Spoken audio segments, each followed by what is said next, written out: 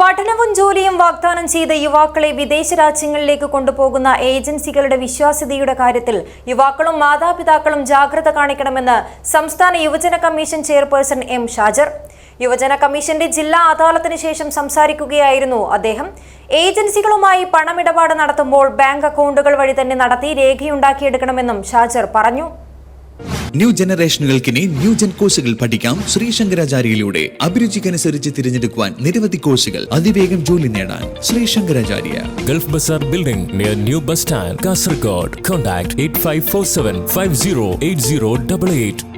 യുവാക്കളുടെ മാനസികാരോഗ്യം ഉറപ്പാക്കുവാനും ലഹരി ഉപയോഗം തടയുവാനുമുള്ള പദ്ധതികളുമായി മുന്നോട്ടു പോകുമെന്നും വർദ്ധിച്ചുവരുന്ന പരാതികളുടെ അടിസ്ഥാനത്തിൽ ഒരു സാമ്പത്തിക വർഷം 2 അദാലത്തുകൾ സംഘടിപ്പിക്കുന്ന കാര്യം പരിഗണിക്കുമെന്നും യുവജന കമ്മീഷൻ ചെയർപേഴ്സൺ എം ഷാജർ അറിയിച്ചു. നമ്മളിന് പഠനാവശ്യത്തിന് വേണ്ടി യൂറോപ്യൻ രാജ്യങ്ങളിലേക്ക് പോകുമ്പോൾ നിങ്ങൾ ഏത് ഏജൻസിയാണ് സമീപിക്കുന്നത്, ആ ഏജൻസിക്ക് വേണ്ടത്ര പ്രവർത്തന പരിചയമുണ്ടോ, പണം നൽകുമ്പോൾ കൃത്യമായും ഇതിന് വേണ്ടുന്ന ഡോക്യുമെൻ്റ് നമ്മൾ പരിശോധിക്കാതെ പണം നൽകുന്ന ഒരു സാഹചര്യം ഒഴിവാക്കണം.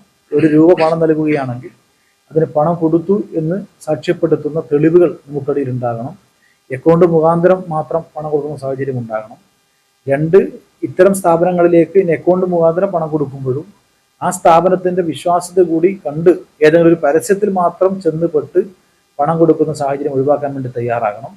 അതോടൊപ്പം തന്നെ തൊഴിൽ എന്നുള്ള നിലയിൽ നമുക്ക് വിവിധ പുതിയ രാജ്യങ്ങളിലേക്ക് തൊഴിലവസരമുണ്ട് എന്ന് പറഞ്ഞ് നമ്മളെ സമീപിക്കുമ്പോൾ അതിൻ്റെ വിശ്വാസ്യത എത്രത്തോളം ഉണ്ട് എന്ന് പരിശോധിക്കപ്പെടാതെ നേരെ ചെന്ന് പണം കൊടുക്കുന്ന സാഹചര്യം ഒഴിവാക്കപ്പെടണം. കാരണം ഇത്തരം സാമ്പത്തിക തട്ടിപ്പ് കേസുകൾ യുവജന കമ്മീഷൻ മുമ്പാകെ തന്നെ എണ്ണം വർദ്ധിച്ചു വരുന്നുണ്ട്. ആരിക്കാടി ഷിറിയാക്കടവിൽ കരാറടിസ്ഥാനത്തിൽ ജോലി ചെയ്യുന്നവരെ പിരിച്ചുവിട്ടതുമായി ബന്ധപ്പെട്ട പരാതിയിൽ ചർച്ച ചെയ്ത് പ്രശ്നം പരിഹരിക്കുവാൻ പഞ്ചായത്ത് സമിതിക്ക് കമ്മീഷൻ നിർദ്ദേശം നൽകി.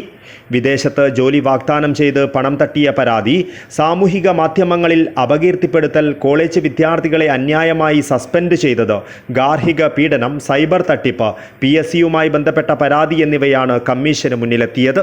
അദാലത്തിൽ ലഭിച്ച 22 പരാതികളിൽ 12 എണ്ണം തീർപ്പാക്കി. 10 പരാതി അടുത്ത സിറ്റിംഗിലേക്ക് മാറ്റി. 4 പുതിയ പരാതി ലഭിച്ചു. കളക്ടറേറ്റ് മിനി കോൺഫറൻസ് ഹാളിൽ നടന്ന അദാലത്തിൽ കമ്മീഷൻ അംഗങ്ങളായ PC Shaiju, PP Randeep, administrative officer K Jayakumar, assistant P Abhishek എന്നിവരും പങ്കെടുത്തു. News bureau, Kasaragod.